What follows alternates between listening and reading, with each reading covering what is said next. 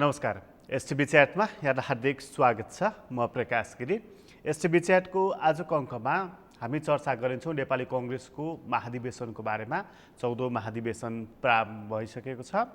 उद्घाटन सत्र सकाएर बन्द सत्र, त्यसपछि उम्मेदवारहरू को हुने, मनोनयन दर्ता गर्ने दिशातर्फ नेपाली कङ्ग्रेस अघि बढेको छ। संस्थापन पक्षबाट सर्वसम्मत रूपमा शेरबहादुर देउवा सभापतिको उम्मेदवार भनेर त्यो टिमले घोषणा गरिसकेको छ। संस्थापन इतरमा चाहिँ अहिले पनि सहमतिको साझा उम्मेदवारको खोजी जारी रहेको छ। त्यसले पूर्णता एक हदसम्म पाउनेछ, तर कसले पाउनेछ भन्न कठिन भइराखेको छ। उम्मेदवारहरूलाई केन्द्रित भएर चर्चा गर्दाखेरि नेपाली कङ्ग्रेसको एउटा तस्बिर आउनेछ। एजेन्डाको बारेमा चर्चा पटक्कै भएन भनेर निकै ठुलो बहसहरू भइराखेको छ। यस्तो ठुलो बुढो पार्टी, ऐतिहासिक पार्टी, तर एजेन्डाहरूलाई लत्याएर पर छाडेर यो काङ्ग्रेस किन नेतृत्व चयनमा मात्रै लागिरहेको छ भनेर पनि प्रश्न उठिराखेका छन्।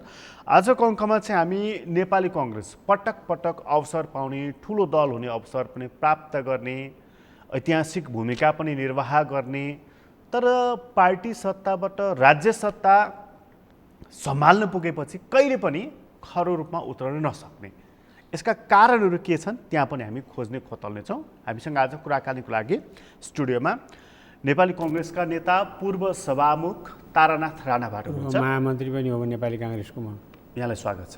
धन्यवाद छ यहाँलाई। पूर्व महामन्त्री पनि तपाईँ हो त। अब अहिले चाहिँ हिजो मैले देखेँ तपाईँ पछिल्लो सिटमा चट्ट बसेर बडा गम्भीरतापूर्वक महाधिवेशन त्यहाँ आएका प्रतिनिधिहरूलाई निहालिराख्नु भएको थियो। तपाईँको त्यो चस्माले के देख्यो? होइन, अब त्यो माहौल, त्यहाँको स्थिति अनि हाम्रो निमन्त्रणालाई स्वीकार गरेर नेपालका अहिले अपोजिसन पार्टीहरू, ठुला कम्युनिस्ट पार्टी र अरू पार्टीहरूका नेताहरूको उपस्थिति त्यहाँ देख्दा मलाई त्यसले बडो उत्साहित बनाएको छ क्या। सबैको सहानुभूति, सबैको सद्भाव, शुभकामना त्यहाँ पायौँ। विदेशी पाहुनाहरू पनि आए, तिनले पनि सुनाए, प्रशंसा नै गरे। तर जस्तो त्यहाँ सहभागिता देखिन्थ्यो नि, हाम्रो प्रतिनिधि साथीहरूको सहभागिता त अनिवार्य नै थियो। त्यसबाहेक पनि त्यहाँ महिला पुरुष हामीप्रति सिम्पथी राख्ने, हामीप्रति सहानुभूति राख्ने, हामीलाई सहयोग गर्ने, होइन, विभिन्न उमेरका, फेरि त्यस्तो खचाखच भरिएको र उत्साहित जनसमूह देख्दाखेरि अब नेपाली काङ्ग्रेसको खाँचो अझ बढी रूपमा ग्रासरुटमा तल्लो तहको जनताहरूले अपेक्षा गरिराखेका छन् कि भन्ने अनुभूति भएको थियो मलाई। तर ती मानिसहरू त तपाईँहरूकै प्रतिनिधि साथीहरू नि, ती त 54 सदस्य हुन् नि त। त्यो त हुन्छन्। त्यो त्यसको मतलब तपाईँले चाहे नि त्यसबाहेकको हिजो त्यहाँ जति हजार थियो अनुमान तपाईँ गर्नुहोस्, तर त्यसबाहेकका 3 करोड नेपाली सबै नेपाली काङ्ग्रेसका विरोधी हुन् त भन्ठान्न हुन्न नि तपाईँले। तर सबै शुभेच्छुक पनि होइन, बुझेँ मैले। त्यसैले त चुनावमा भोट गन्दाखेरि थाहा भइहाल्छ नि। त्यसैले त हामी कहिले अल्पमतमा परेका छौँ, कहिले बहुमतमा। अरू पार्टीहरू पनि त्यस्तै हो, कहिले बहुमतमा आउँछ। त्यसरी होइन आकलन गर्ने। तपाईँहरूले निमन्त्रणा गर्नुभयो त्यहाँ कम्युनिस्ट पार्टीका नेताहरू जो चाहिँ नि पार्टी विग्रहको बेलादेखि विभाजनसम्मको स्थितिमा आएपछि एउटै मञ्चमा उनीहरू बसेका थिएनन्। तपाईँहरूले निमन्त्रणा गर्नुभयो, केपी ओली त्यहीँ आउनुभयो, माधव नेपाल त्यहीँ आउनुभयो, प्रचण्ड त्यहीँ आउनुभयो, राजेन्द्र लिङ्गदेन, अरू थुप्रै नेताहरू पनि त्यहाँ आउनुभयो, बस्नुभयो। तपाईँहरूलाई चाहिँ ओहो हामीले बोलाएपछि चाहिँ सबै आउने रहेछन् भन्ने पनि लाग्यो। हामीले बोलाएपछि सबै आउने रहेछन् भन्ने चाहिने एउटा सङ्कुचित त्यो परिभाषा पनि गर्न सक्नुहुन्छ। तर नेपाली काङ्ग्रेस यस्तो पार्टी हो, राष्ट्रिय एकता र मेलमिलापका निम्ति सदा सर्वदा अगाडि रहन्छ र हाम्रो निमन्त्रणा, हाम्रा प्रस्तावहरू मुलुक निर्माणका खातिर है, जनताको सेवाका खातिर, यसको आर्थिक सामाजिक परिवर्तनका खातिर, देशमा सुशासन र शान्ति स्थापनाका खातिर, बिग्रिँदै गएको सद्भाव छ नि, जातीय साम्प्रदायिक सद्भाव बिग्रेर गएको छ, धार्मिक सहिष्णुता बिग्रेर गएको छ, अनेक विकृति र विसङ्गतिहरूको त हाम्रो राष्ट्रिय चरित्र नै भइसक्यो अहिले। भ्रष्टाचार, कमिसन राष्ट्रिय तन्त्र चरित्र त के भएछ भने सुन्नु न राष्ट्रिय चरित्र त के भएछ भने होइन मलाई कुरा गर्न दिनु त्यस्तो स्थितिमा तपाईलाई नै जोडेर सबै पार्टीहरू बुझेँ मैले सबै पार्टीहरू एकै ठाउँमा आएर त्यही मञ्चमा तपाईँ हुनुहुन्थ्यो त्यो राष्ट्रिय चरित्र कस्तो बनेछ भने राजेन्द्र लिङ्गदेनले सम्बोधन गरे नेता आए भन्दैनन् चोर आए भन्न थाले भनेर प्रचण्डजीले प्रतिक्रिया जनाउनु भयो हो त त्यस्तो भन्दा हो भनेर तपाईँले बोलाएका प्रतिनिधिले भने नेताप्रतिको इमेज इम्प्रेसन त्यस्तो रहेछ हो तपाईँ म सबै स्कुलको विद्यार्थी हो नि गल्ती गर्दाखेरि हाम्रो टिचरले होइन हाम्रो हेड सरले तपाईँलाई शब्दले वा चाहिने एक्सनले सुधार्नका निमित्त के भन्थे त्यही छान्नुहोस् न तलको प्रतिनिधिहरू र पर्यवेक्षकहरू र अरू सहभागीहरूले हाम्रा कमजोरीहरूलाई औल्याउँदा सुधारका निम्ति तिमीहरू तयार हो है हो त्यो कुरा भन्नु चाहिने अन्यथा नलिनुहोस् न त्यो सुधारको लागि जनताले चाहिने हाम्रा सहभागी समर्थक सहयोगी र प्रतिनिधिहरूले उठाएको आवाज हो नि त्यसकारणले नेपाली काङ्ग्रेसले हिजो दुईटा अर्थ हुन्छ यो हाम्रो हुन त सबै पार्टीको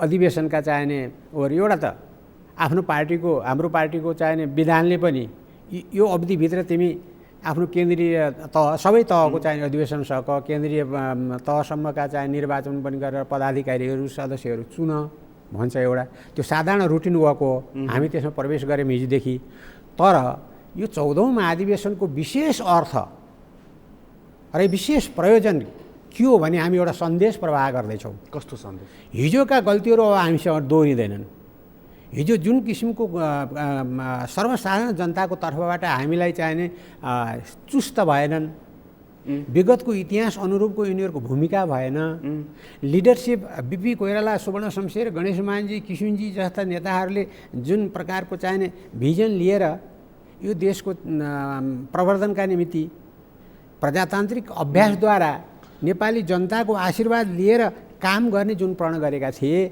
र त्यो मौकालाई सदुपयोग गर्थे त्यो चाहिँ हामी कता कता बाटो बिरा तपाईँले भनिसक्नुभयो नि हामी पटक सत्तामा आउँदा त्यसप्रति चाहिने हामी अलिकति आँखा चिम्लिएर इमानदार नभएको व्यक्तिगत स्वार्थका निम्ति गुटगर स्वार्थका निम्ति तपाईँको अनि यो नेपालको भू राजनीतिक स्थिति र यसको स्ट्राटेजिक महत्त्वले पढ्नु न कस्तो भूमिकाको माग गर्छ जोसुकै होस् हाम्रो जस्तो ठुलो पार्टी प्रजातान्त्रिक पार्टी र हरेक परिवर्तनको चाहिने नेतृत्व गरेको पार्टीका लागि मात्रै होइन सानोतिना पार्टीका लागि पनि नेपाली जनताले र शेष विश्वले जसले हामीलाई सहयोग गर्छन् छिमेकीहरू सहित तिनीहरूले पनि के हो भने यिनीहरू सुध्रिदिए हुन्थ्यो हाम्रो छिमेकमा यिनीहरू सम्पन्न भइदिए हुन्थ्यो सभ्य भइदिए हुन्थ्यो शान्तिपूर्ण स्थिति निकालिदिए हुन्थ्यो हिजो उद्घाटन सत्रमा हजुर त्यो हामी अब बिग्राउँदैनौँ हिजोका गल्ती दोहोऱ्याउँदैनौँ अब हामी सच्चिन्छौँ भनेर चाहिँ नि कुनै कमिटमेन्ट गरेको देख्नुभयो र तपाईँले किन होइन त्यो यो होइन यो चाहिने तपाईँको अनुष्ठान भन्नुहोस् न यो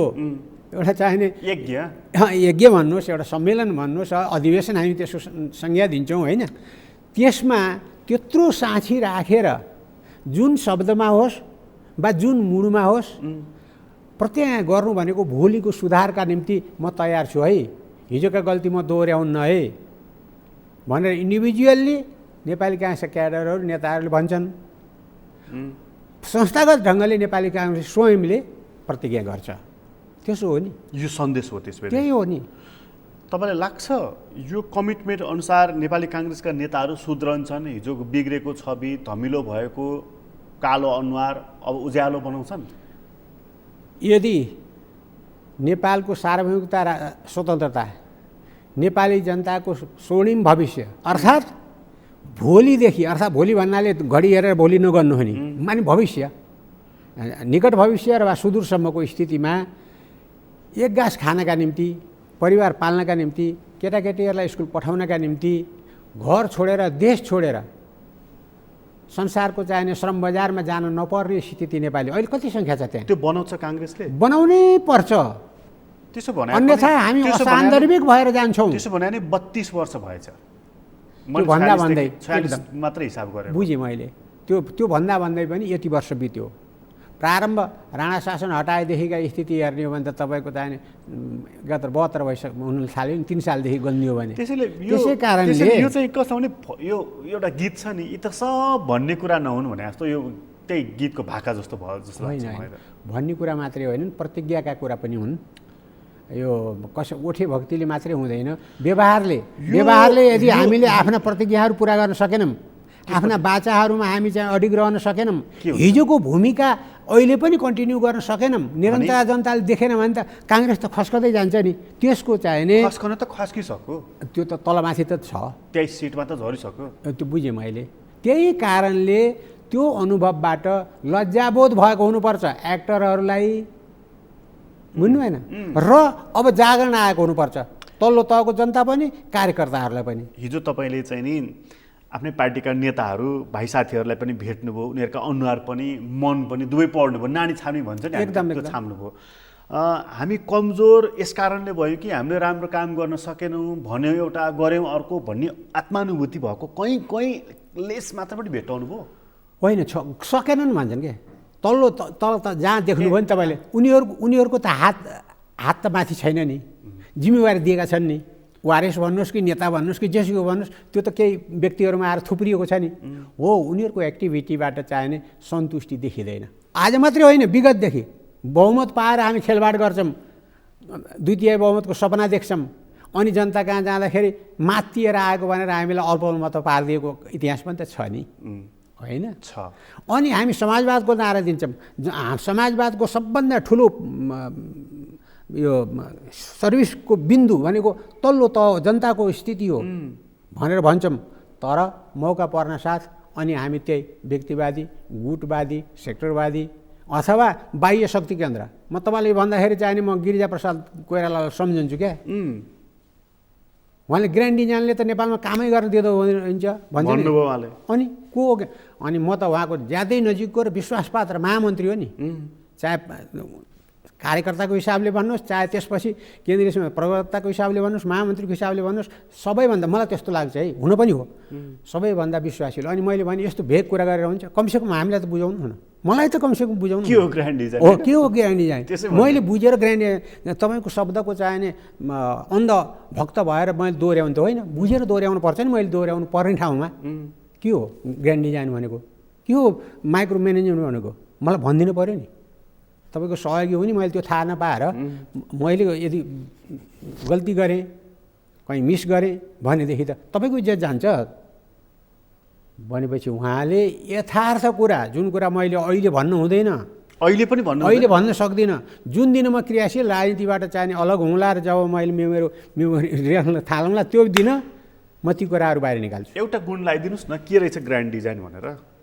होइन, ग्रान्ड डिजाइन भनेको यो भित्रको परिस्थिति होइन, भित्र बाह्य परिस्थिति, बाह्य शक्तिहरूले कसरी खेल्छन् भन्ने कुराको बारेमा, खेल्छन् भन्ने बारेमा। ग्रान्ड डिजाइन मैले यो प्रसङ्ग आउनेवाला थिएन, तपाईँले गजबको प्रसङ्ग ल्याइहाल्नु भयो भनेर सोधेको। त्यो ग्रान्ड डिजाइन चाहिँ दरबार काण्डसँग जोडिएको थियो।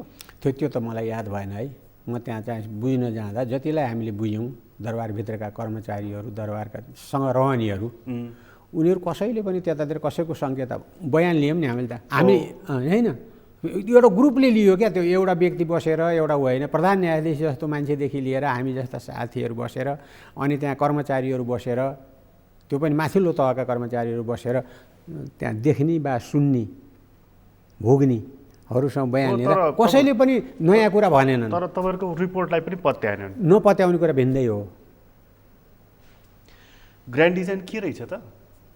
होइन, ग्रान्ड त्यही त मैले भने नि, तपाईँले पर्खेर बस्नुहोस्, मेरो किताब निस्कन्छ।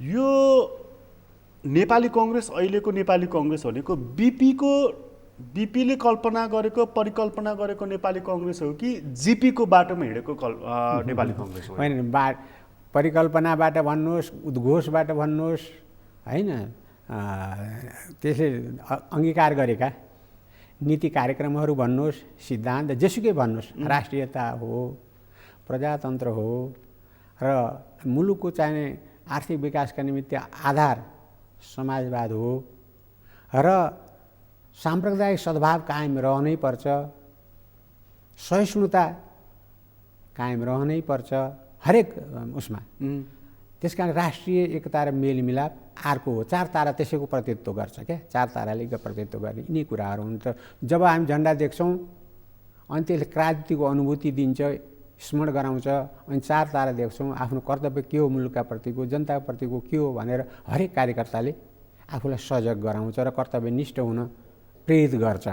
हो त्यो कुरा स्थापित गर्न प्रारम्भ गर्न बिपी कोइरालाले जुन इनिसिएटिभ लिनुभयो र सहयोगी अत्यन्तै इमान्दार सहयोगी साथीहरू पाएर त्यसलाई अगाडि बढाएर पार्टीसित काङ्ग्रेस हो यो, त्यही काङ्ग्रेस हो र हुनुपर्छ। बिपीकै काङ्ग्रेस हो यो, बिपीकै काङ्ग्रेस हो। अहिले बाटो यसो हिँड्दाखेरि कहिलेकाहीँ एक्टरहरू बुझेँ मैले, घरको जिम्मेवारी यो घर बिपी कोइरालाको हो, कहिलेकाहीँ उहाँकै छोरा अथवा कहिलेकाहीँ उहाँको इष्टमित्र, कहिलेकाहीँ उहाँको साथीले आएर यहाँ विग्रह गर्ने कुरा त स्वाभाविक हुन्छ कि व्यवहारमा पनि, तर त्यसलाई सच्याउँदै जाने कर्तव्य पार्टीको हो। यो हिँडेको बाटो चाहिँ जिपीको गिरिजाप्रसादको बाटोमा हिँडिराखेको छैन र काङ्ग्रेस सबैको बाटोमा हिँडेको छ। नाम बिपीको लिने, काम जिपीको गर्ने। ल यसलाई यहीँ टुङ्ग्याउँ है, धेरै नकोट्याउनुहोस्। आङ कन्याउनु पर्छ क्या, मैले आङ कन्याउँदा नेपाली काङ्ग्रेसकै धुलो उड्छ, चिलाइ पनि मर्छ नि, मर्दैन। ल जे होस् त्यतातिर आज त महाधिवेशनको माहौल भएको हुनाले अलिकति भन्नु पनि पर्ने हुन्छ नि। महाधिवेशनको माहौल र उद्देश्य र सङ्कल्पको घडी यस कारणले हो कि विगतमा हामीले चाहे व्यक्तिगत रूपमा, चाहे गुटगत रूपमा, चाहे समूहगत रूपमा, चाहे कसैको आफ्नो आफ्नो अनभिज्ञताले, आफ्नो कुबुद्धिले अथवा अर्कोको प्रेरणाले हामीले जे गऱ्यौँ, जे बिराएका थियौँ, जानेर गल्ती भएको त्यसलाई सुधार्ने प्रण त्यो मञ्चबाट गरेर भोलि जोसुकै निर्वाचित होस् त्यसो भएदेखि त्यसले नयाँ ढङ्गले त्यही तपाईँले भनेको बिपी कोइरालादेखि लिएर अहिलेसम्मको चाहिँ नेपाली काङ्ग्रेसको बाटो अङ्गीकार गरेको जुन बाटो, मलाई त्यसमा एउटा मद्दत गरिदिनुहोस्। यो बिपीकै काङ्ग्रेस हो भनेदेखि बिपीको अनुयायी को छ काङ्ग्रेसमा अहिले? सबभन्दा पहिले म आफ्नो छातीमा राख्छु हात र भन्छु, चाहे चरित्रका बारेमा भन्नुहोस्, चाहे बोली वचनका, जीवन पद्धतिका वा सत्तामा रहँदाखेरिका चाहिने स्वार्थ पूर्तिका अनेक प्रकार हुन्छ नि, भ्रष्टाचार, कमिसन तन्त्र, हामीलाई मुछिएको पाउँछ। तपाईँ सर्वे गर्नुहोस् न, देशव्यापी सर्वे गर्नुहोस्, म जस्ता 100 साथीहरू छन्। हामी त त्यो गर्व त्यो छ नेपाली काङ्ग्रेसका कार्यकर्ताहरूको।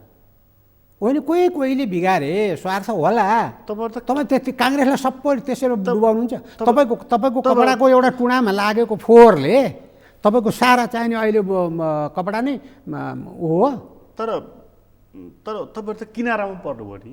किनारा भनेको त समय र परिस्थितिले निर्धारण गर्ने कुरा हो। तपाईँहरू त जिम्मेवारी, तपाईँले भन्नुभएको जिम्मेवारीको कारण निर्णायक ठाउँमा हुनु हो। त्यही भएर त नेपाली काङ्ग्रेसको गति यो भयो। अब नेपाली काङ्ग्रेसले जोसुकै आओस् भोलि निर्वाचित भएर, जुनसुकै सोचको आओस्, यदि सोच्यो एकल निर्णयले होइन, भोलि एकल नेतृत्वले होइन, सामूहिक नेतृत्वको आधारमा, छलफलका आधारमा, विचार विमर्शका आधारमा कुनै पनि नीति वा कुनै पनि कदम नेपाली काङ्ग्रेसले लिने, चाहे सरकार सञ्चालनका निम्ति होस्, चाहे पार्टी सञ्चालनका निम्ति होस्, चाहे विदेशसँगको सम्पर्कको होस्, चाहे छिमेकीदेखि लिएर दात्री निकायसम्मको चाहिने सम्बन्धमा सुमधुर चाहिने एउटा सन्तुलन लिएर आउने काममा होस्, चाहे भ्रष्टाचार निवारणका कुरालाई होस्, चाहे कमिसन तन्त्रको चाहिने निर्मूल गर्नका लागि होस्, विदेशबाट आएको सारा स्रोतहरूलाई चाहिने व्यक्तिगत स्वार्थको शिकार बनाउने कुरालाई अन्त्य गर्न प्रण गर्ने र व्यवहारबाट देखाउन सक्ने नेपाली काङ्ग्रेस अब चाहिएको छ। हामी त्यो स्थिति निर्माण गर्छौँ।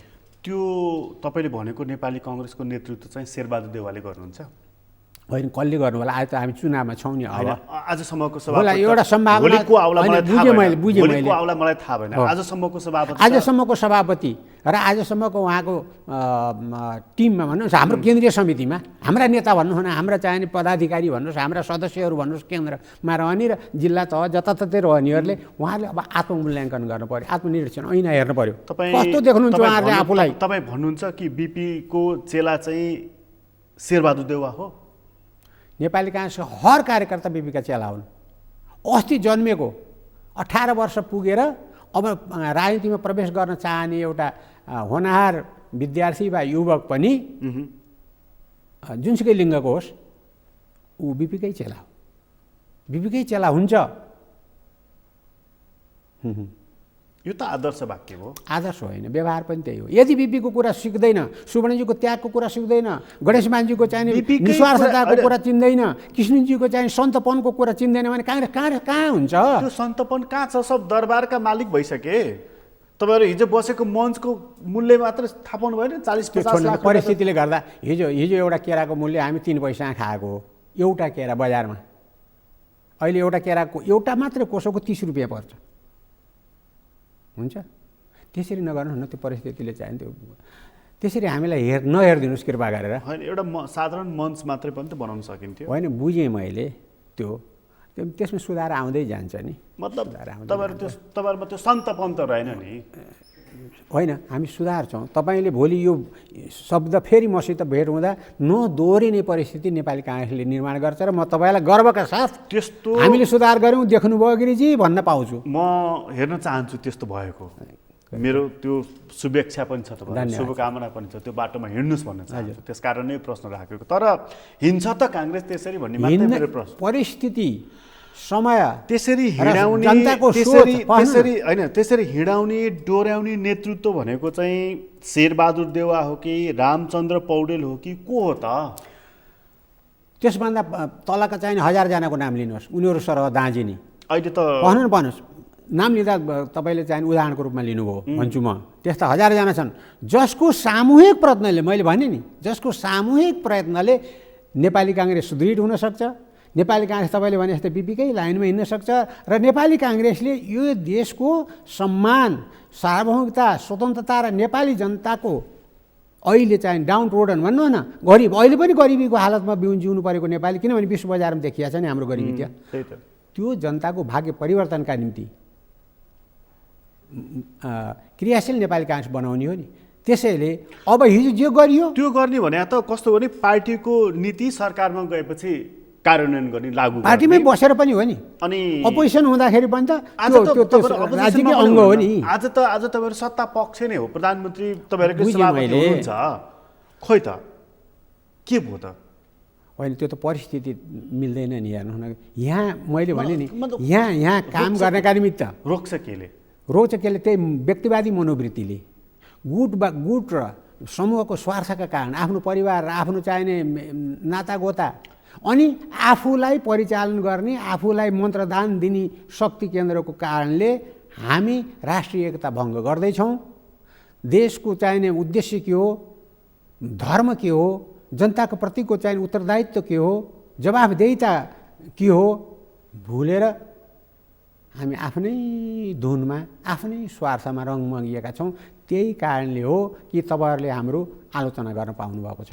अब त्यसरी बारम्बार स्वार्थमा लिप्त हुने, विदेशीको मन्त्रदानबाट चल्ने, ज्योतिष हेराएर अघि बढ्ने, ज्योतिषका बाणीहरूलाई चाहिँ पुरा गर्नेतर्फ लाग्ने भएपछि काङ्ग्रेस यदि प्रजातान्त्रिक व्यवस्था यो देशको बाँच्ने आधार हो, यदि राष्ट्रिय एकताले त्यसलाई सुदृढ गराउँछ र यदि त्यो राष्ट्रिय एकता प्रवर्धन गर्नका निमित्त साम्प्रदायिक सद्भाव, जातिका लडाइँहरू, धर्मका चाहिने विभेद र लडाइँहरू मेटेर राष्ट्रिय एकता र मेलमिलापमा आबद्ध भएर हामी अगाडि बढ्ने प्रयत्न गर्छौँ यदि भने, र चुनावका बेला हुने प्रतिस्पर्धाका हुने 2 महिनाका कुराहरूलाई भुलेर हरेक पार्टी साना वा ठुला एउटै छातामा मुलुकको चाहिने विकास र प्रवर्धनका निमित्त, राष्ट्रिय एकतालाई जोगाइराख्नका निमित्त, सम्मान, अन्तर्राष्ट्रिय सम्मानमा नेपाललाई सदा सर्वदा उच्च तहमा राख्ने मान्छेहरू ओठ नलै पुर्याउने धेरै नेपाल हामी पसिना काटेर त्यहाँ दिन्छौँ। त्यो जनताका निम्ति सदुपयोग नभएर 2-4 जना मान्छेका निम्ति चाहिँ आहारा पो बनेको छ भन्ने छ नि जुन मान्यता अहिले संसारभर हाम्रो बारेमा, त्यो मेटाउने प्रयत्नमा हामी अब छौँ। यो महाधिवेशन अब तपाईँहरूको पर्सि 27 गते लगभग सकिन्छ हजुर। त्यसपछि कस्तो काङ्ग्रेस बनेर आउँछ जस्तो लाग्छ? त्यही काङ्ग्रेस जो नेपाली जनताप्रति रेस्पोन्सिबल हुन्छ, नेपालको सार्वभौमिकता, स्वतन्त्रता र यसको चाहिने अस्मितालाई, यसको चाहिने इज्जत र प्रतिष्ठालाई जोगाउने र प्रजातान्त्रिक पद्धतिलाई सुदृढीकरण गरेर शान्ति र सुव्यवस्थाका निम्ति कानुनको शासन, त्यस्तो दूरदृष्टि राख्ने ढङ्गबाट आउँछ काङ्ग्रेस? सामूहिक नेतृत्वमा आयो भने आउँछ। सामूहिक नेतृत्व अहिले पनि छैन। सामूहिक नेतृत्व छैन। सभापतिले के गर्न सक्नुहुन्छ? होइन अहिले मैले तपाईसित विभागको प्रमुख पनि गठन गर्न सक्नुहुँदो रहेनछ। हो, त्यही भएर त व्यक्तिगत भयो त नि भनेको।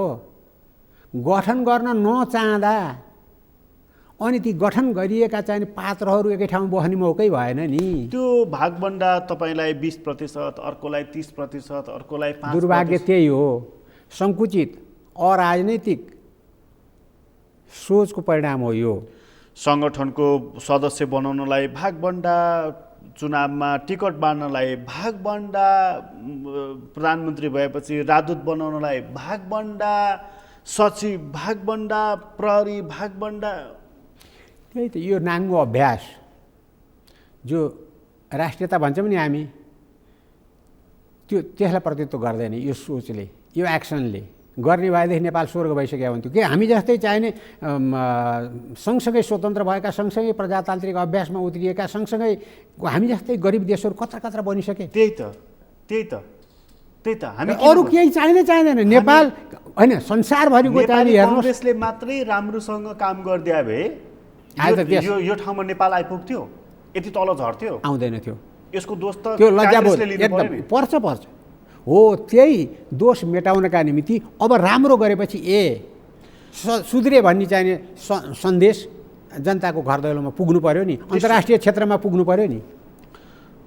यो महाधिवेशनमा यो चाहिँ अलिकति पर्सनल कुरा गरौँ, तपाईँको सिम्प्याथी चाहिँ कुन क्यान्डिडेटलाई? त्यसमा नजाउँ। आज चाहिने मनोनयन दर्ता गर्ने दिन हो। अहिले त्यसबारेमा बोल्दा कमसेकम मलाई चाहिँ सुहाउँदैन, मेरो स्टेचरको चाहिने लिडरलाई त्यसरी सुहाउँदैन। अहिलेसम्म हेर्दाखेरि संस्थापन पक्षबाट शेरबहादुर देउवा उम्मेदवार देखिनु। तपाईँको कुरा भयो, त्यतातिर नगरौँ।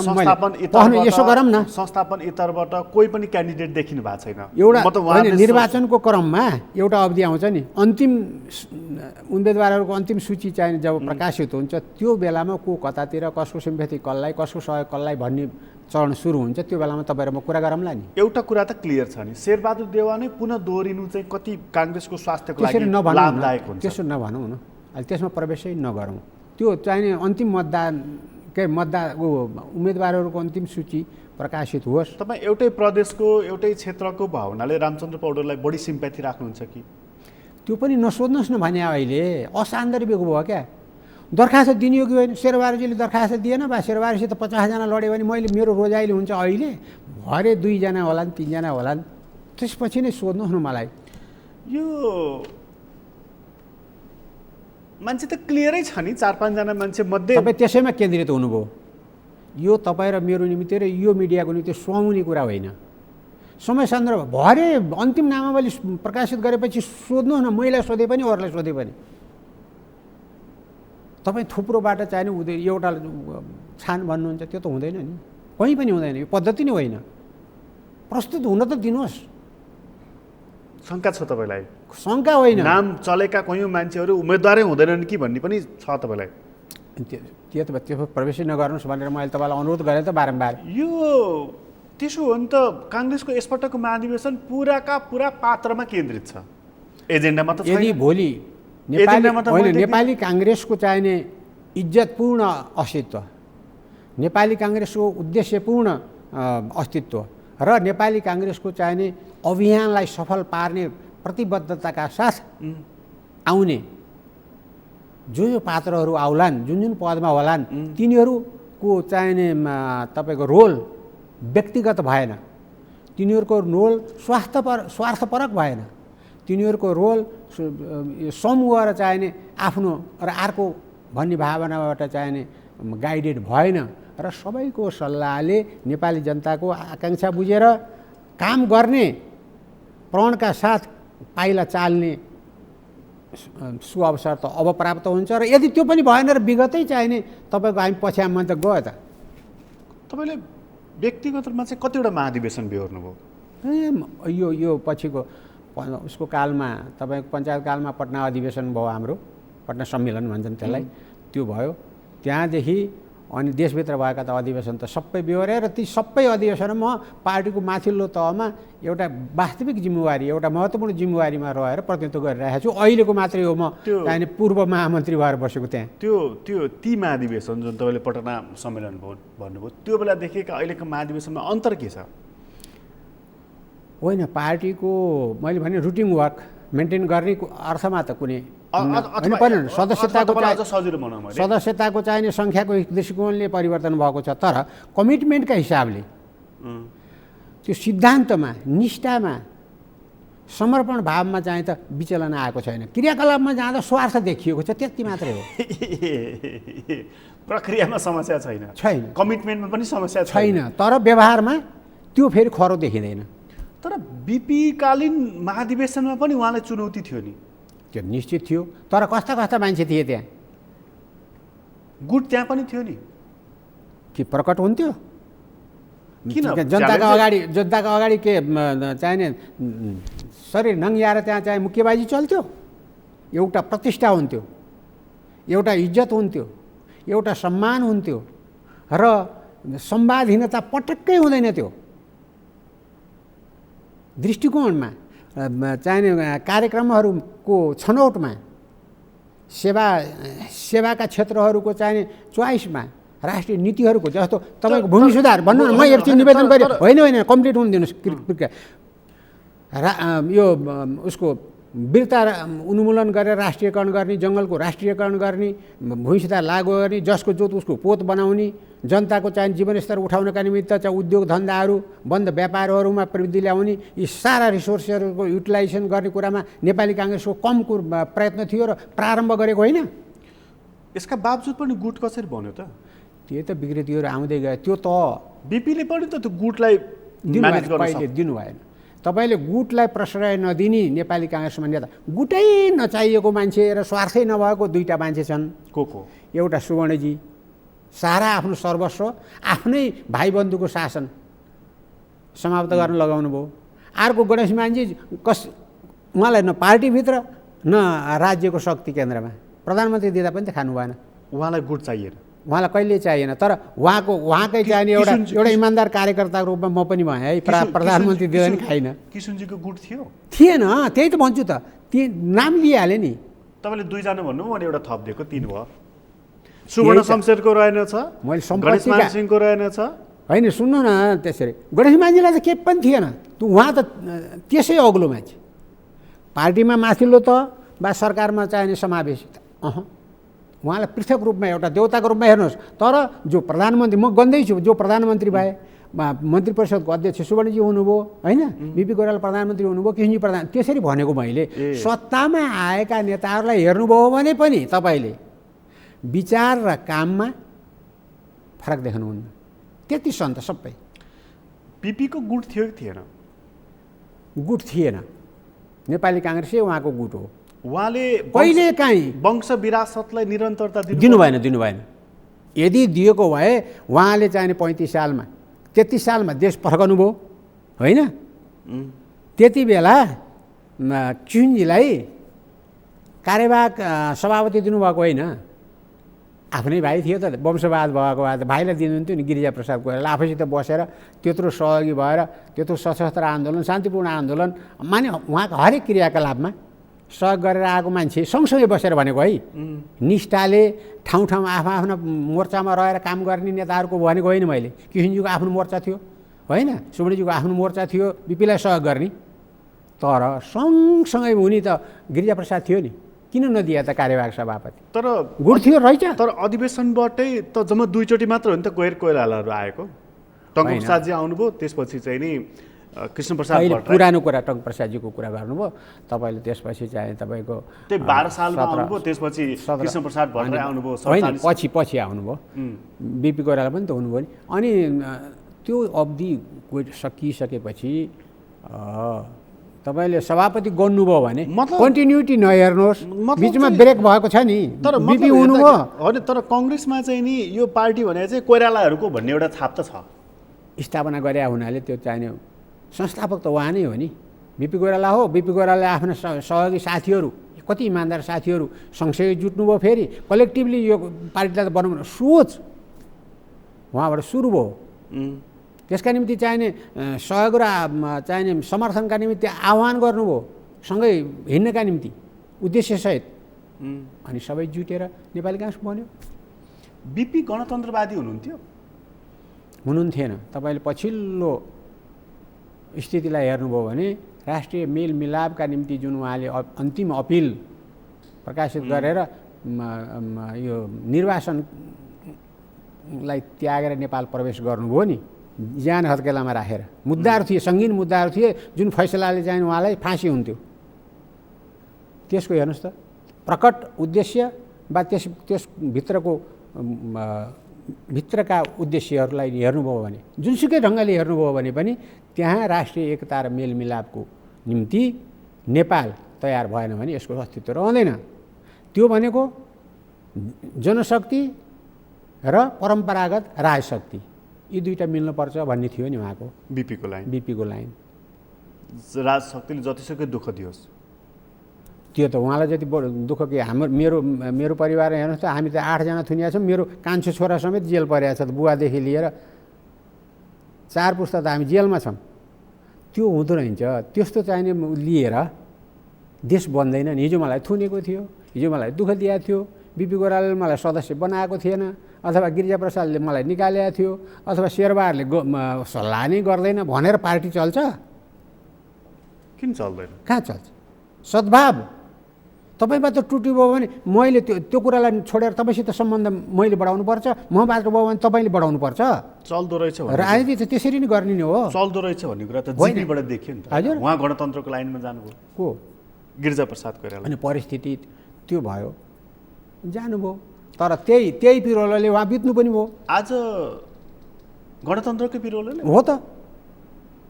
आफूले म र आफूले म राष्ट्रपति हुन पाइनँ त्योतिर छोडिदिनुहोस्।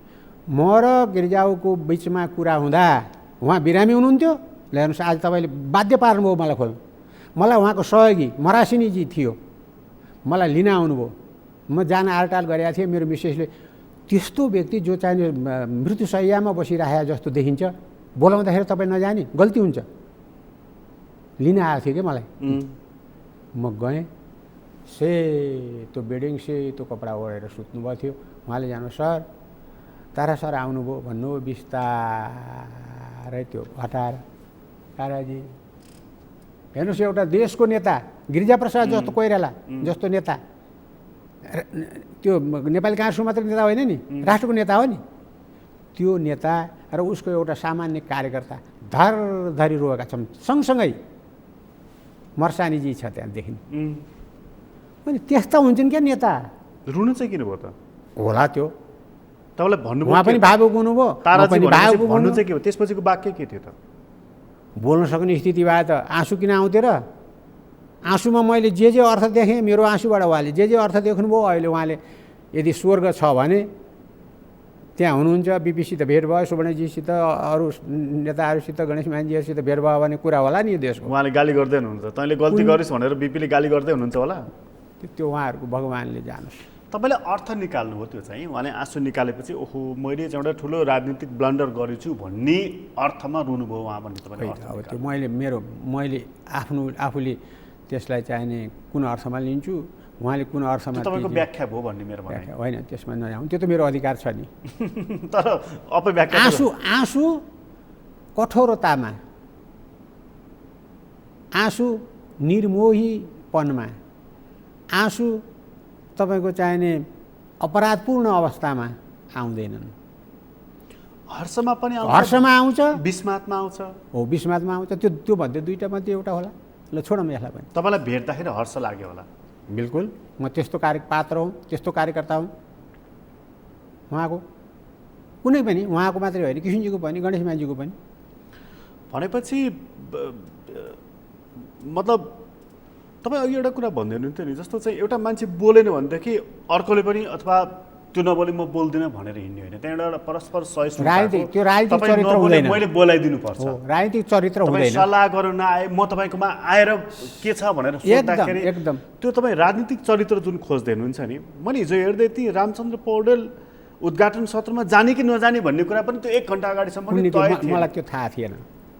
मतलब थाहा नभएको कुरामा म प्रवेश गर्दिनँ। त्यो किसिमको अप्ठ्यारोपन, त्यो किसिमको असजिलोपन कङ्ग्रेसमा अलि देखिराखेको छ। होइन, राजनीतिको हरेक पक्षमा आउँछ त्यो। त्यसैले त राजनीतिक पार्टी फुट्या नि, कम्युनिस्ट पार्टी फुटेन, त्यस्तै कारणले हो। हाम्रै पार्टी विगतमा फुटेको थिएन, त्यस्तै कारणले हो।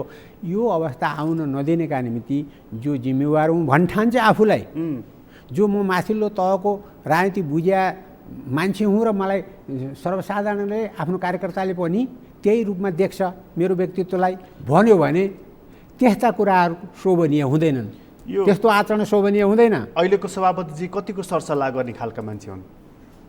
होइन, आफू कसरी काम गर्ने भन्ने सल्लाहकार त होला नि, के अरे उहाँको नहुने त कुरै छैन नि। मैले भने तपाईँहरूसँग भनेको खोइ मसित त हामी देखादेख चाहिँ हुन्छ।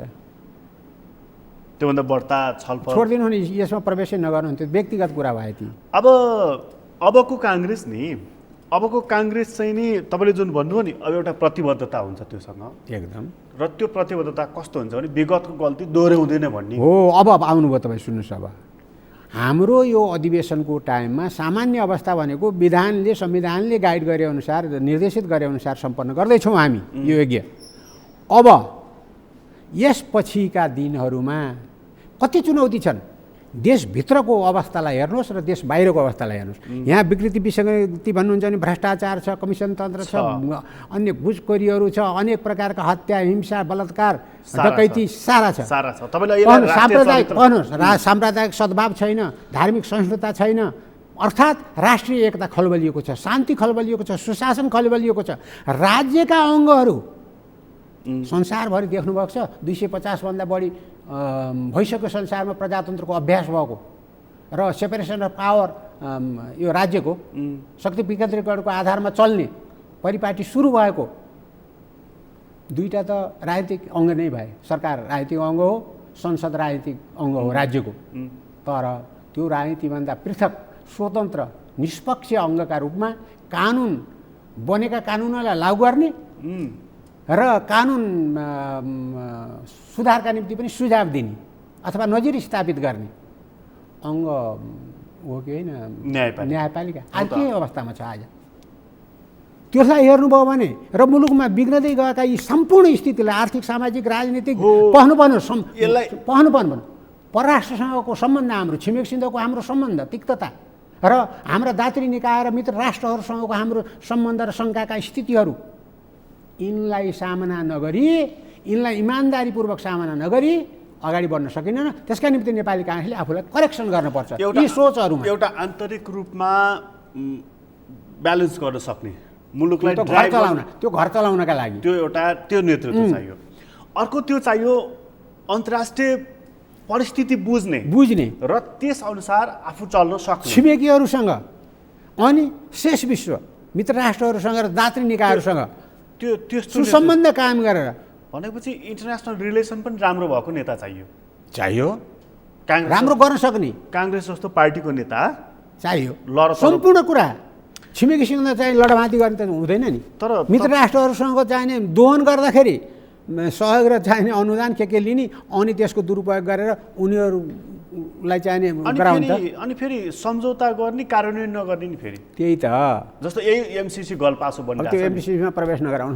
मैले भनेको म व्यक्तिगत रूपमा अक्षर पढेको छु, त्यसको चाहिने दुवै पक्ष, राम्रो र नराम्रो दुवै पक्ष मलाई थाहा छ। तर म बोल्दिनँ, किनभने मेरो पार्टीको लाइन नै छैन त्यस बारेमा। के भन्यो भने थाहै छैन। यत्रो ठुलो पार्टीले यत्रो मुलुकव्यापी बहसको विषय बनेको, पक्ष र विपक्षमा राष्ट्र होइन विद्यमान रहेको कुरामा नेपाली काङ्ग्रेसले तपाईँको भन्दैन। एउटा सभापतिले पास गर्ने भनेको चाहिँ सुन्छु म। त्योभन्दा बाहेक अर्को लाइन मैले पाएको छैन। एमालेको महाधिवेशन, राप्रपाको महाधिवेशन भन्दा काङ्ग्रेसको महाधिवेशन के कारणले फरक छ? फरक के कारणले? यो नेपाली काङ्ग्रेस हरेक परिवर्तनको सम्भाग हो। 7 सालदेखि यता लोकतन्त्रवादी भनेपछि सक्यो त भएको त होइन त। त हरेक कुरा नेपाली सबभन्दा ठुलो कुरो। हामी प्रजातन्त्रको लागि एकदम चाहिँ कटिबद्ध छौँ भनेपछि भाषणै सिद्धियो। अरू जे फुल टाँच्नुहोस्, अरू प्वाखहरू टाँच्नुहोस्, नेपाली जनता जो दास थिए, जो रहिती थिए, तिनलाई सार्वभौम सत्ता सम्पन्न मुलुकको चाहिने शक्तिका रूपमा परिणत गराएको कसले? यो त एकादेशको कथा भयो। होइन यथार्थ आज पनि त्यही हो। आज पनि त्यही हो। आज घाँस बाँस कपास भ्रष्टाचार अनियमितता घुसखोरी नातावाद कृपावाद झोला बोकेर विदेश जानुपर्ने यस्तो पलायनवाद यो चिजलाई हटाउने नेता पो नेता यो चिजलाई हटाउन सक्ने पार्टी त मैले अघि नै निवेदन गरिसकेँ नि। त्यो स्थिति निर्माण गर्ने र विदेश गएको नेपाल जो आफ्नो पसिना र रगत बगाउँछ त्यसलाई यहाँ फिर्ता गर्ने परिस्थितिको निर्माण गर्न हामी सक्दैनौँ। मैले भनिनँ संसारमा कृषि व्यवसायबाट मात्रै शक्तिशाली बनेका उन्नति अत्यन्तै आर्थिक दृष्टिकोणले पनि अत्यन्तै ठुलो उपलब्धि हासिल गरेका मुलुकहरू त छन् त विद्यमान। तर हामी त्यत्रो मल र बिउ पनि ल्याउन नसक्ने हो। त्यसकारण हाम्रो यत्रो रिसोर्सेस सतहभन्दा माथिका रिसोर्सेसलाई हेर्नुहोस् वा सतहभित्रका चाहिँ खनिज पदार्थहरू हेर्नुहोस् कम छन् नेपाल। त्यसको सदुपयोग मात्रै गर्न सक्यो र त्यसको इम्प्लिमेन्ट गर्नका निम्ति चाहियो भने नजानेको प्रविधि थाहा नभएको टेक्निक थाहा नभएको श्रम दिन नसक्ने बुद्धि दिन नसक्ने नेपाली जनता छैनन् नि। यो यति बुझ्ने नेता चाहिँ चाहियो क्या हो त। नबुझ्ने आयो भने पनि हामी बुझाउँछौँ। अब हाम्रो त जमिन मुनि गड्योला मात्रै बस्ने भयो। जमिनभन्दा दुःख त्यही हो होइन। त्योभन्दा पर त सोचै पुगेन। हजुर यस कारणले चाहिँ नि त्यो बुझ्ने नेता चाहियो हाम्रो। हो बुझ्ने एउटा नहुन सक्छ तर समूहले बुझिन भन्न पाइँदैन। त्यसो भए तपाईँ भनिदिनु व्यक्ति नबुझ्न सक्छ तर पार्टीले बुझेको छैन भन्न पाइँदैन। यसपटक चाहिँ सामूहिक नेतृत्व समावेशी नेतृत्व छानिन्छ। त्यसकारण त्यसले काम गर्छ भन्ने तपाईँको भनाइ। मेरो अझै पूर्ण आशावादी छु। तपाईँ बडा ढुक्क देखिनु भयो यसपटक तर मलाई शङ्कामाथि झन शङ्का लागिरहेको छ। होइन म किन यस्तो भएको भने मुलुकको चाहिने यो दयनीय अवस्था र मुलुकको बिग्रदै गएको इज्जत र प्रतिष्ठाका प्रति संवेदनशीलता नेपाली काङ्ग्रेसका चाहिने सम्पूर्ण माथिल्लोदेखि तल तहसम्मका साथीहरूमा आगोमा निकालेको फलाम खरो फलाम जस्तो भयो अब काङ्ग्रेस। त्यसपछि हुनै पर्छ हुन्छ फोहोर सोहोर सब चाहिँ तपाईँको डढेर खरानी भएर गए। अब एकदम त्यो इस्पात मात्रै बाँकी छ त्यसपछि हो त हुनुपर्छ। त्यो त कामना अब त समयले त्यो बाध्यता सिर्जना गरिसक्यो। त्यो भएन भने एउटा जाजोल्यमान एमाले त्यसको प्रतिस्पर्धा कङ्ग्रेसले कसरी गर्छ? हो त्यही कुराले चाहिँ सबै साथीहरूलाई सुधारिन सङ्गठित हुन र आपसको सद्भाव गुटगत व्यक्तिगत स्वार्थ त्यागेर सद्भावमा बाँधिन चाहिने बाध्य पार्छ। म त्यसैले त आशावादी भएको। एउटा चञ्चल र एउटा चलायमान प्रचण्डको सामना कसरी गर्छ? कुनै गाह्रो छैन। उनका विगतले उनीहरूलाई खस्काउँदै गइरहेको छ। नेपाली जनता त्यति अचेत छैन सचेत छ सम्झिरहन्छ इतिहास। तपाईँले 50 पटक अहिले बिपीको नाम लिनुभयो किन लिएको? त्यस्तै हो नराम्रा र राम्रो कामको विवेचना त्यहाँ ग्राउन्डमा भइरहेको छ ग्रासरुटमा भइरहेछ। सर्वसाधारण जनतादेखि लिएर सम्पूर्ण समाजका अङ्ग प्रत्यङ्गमा। अब काङ्ग्रेस कसैको बैशाखी कसैको एजेन्डाहरू बोकेर हिँड्ने नेपाली भूमिमा टेकेर नेपाली जनताको प्रेरणाले नेपाली जनताको आशीर्वादले नेपाली जनताको सहयोग र समर्थनले यो मुलुक हाँक्ने शक्तिका रूपमा यसका रिसोर्सेसहरू चाहिने परिचालन गरेर मित्र राष्ट्र र सहयोगी छिमेकीहरूको चाहिने इमानदार काङ्ग्रेसको लिएर जनताको चाहिने जीवनस्तर परिवर्तन गराउन चाहिन्छ। काङ्ग्रेसको कम्युनिस्टकरण भइराखेको छ भन्छन्, तपाईँलाई लाग्छ त्यस्तो? सिद्धान्तमा नजानुहुन्छ। कम्युनिस्ट भनेर संसारमा त कम्युनिस्ट छैन। अब नेपालमा त्यसै ब्यानर कम्युनिस्ट भनेर जाने घर घरै टाँसे पनि त कम्युनिजम आउँदैन नि। प्रजातन्त्र भनेको त यस्तो शाश्वत व्यवस्था रहेछ जसलाई चाहिने कम्युनिस्टहरूले लोकतन्त्र भने छैन अहिले, प्रजातन्त्र भने छैन अहिले, चुनावमा गएको छैन अहिले, जनमतलाई चाहिने मानेर प्रधानमन्त्री भए छैन अहिले। त्यो त प्रजातन्त्रको अभ्यास हो। कहाँको कम्युनिस्ट? कुन चाहिँ मुलुकको नाम लिनुहोस् ल, मतदानबाट चाहिने प्रधानमन्त्री भएको राष्ट्रपति भएको। त्यसै कारणले व्यवहारबाट प्रजातान्त्रिकरण हामीले गरिसक्यौँ। कम्युनिस्टहरूलाई ब्यानरमा मात्रै अड्किनुहुन्छ। उनीहरू ब्यानरका कम्युनिस्ट हुन् हो, व्यवहारमा त डेमोक्रेट हुन्। तपाईँहरू अब ब्यानरमा प्रजातन्त्रवादी क्रमशः लेफ्ट हुँदै गएको हो। लेफ्ट त कुरै छोड्नुहोस् न। लेफ्ट भनेको चाहिने आर्थिक सामाजिक कार्यक्रमहरू लिएर त्यो एउटा के भने आकर्षक शब्द जनताको हितका निमित्त चालिने हर कदम, चाहे त्यो सामाजिक आर्थिक राजनीतिक जेसुकै भन्नुहोस्, त्यसको नामाकरण गर्दा एउटा समय थियो left right democrat non democrat होइन, टोटालिटेरियन के छ नि, अब ती त अब त अप्रासङ्गिक भइसक्यो अबको जमानामा। अब त सबैले डेमोक्रेसी हो।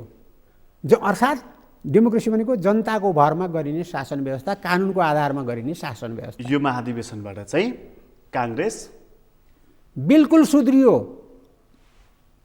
सुध्रिन्छ र तपाईँले देख्न पाउनुहुन्छ।